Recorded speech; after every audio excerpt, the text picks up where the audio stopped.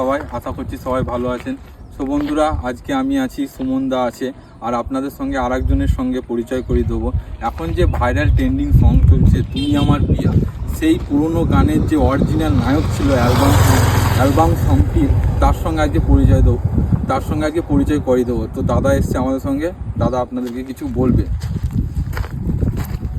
নমস্কার all my friend এবং সব ফেসবুক বন্ধুদেরকে জানাই আমার আন্তরিক প্রীতি শুভেচ্ছা।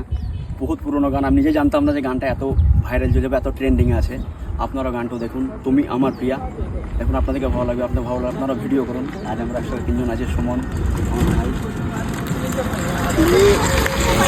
তুমি আমার প্রিয়া যে গানটা খুব ট্রেন্ডে যাচ্ছে, তো আমিও ভাবতে পারিনি যে রিপন ভাই ওই গানটাতে আছে। তো পরে যখন আমি ভালো করে দেখছি, তো এই তো রিপন ভাইয়ের হিরো, অনেক পুরনো গান। তখন মনে করলাম যখন ট্রেন্ডে চলছে, যখন এই রিলসটা আমরা বানাচ্ছি, তখন অরিজিনাল যে নায়ক তাকে না নিয়ে আসলে তো অডিয়েন্স জানতে পারবে না যে অরিজিনাল কে করেছিল।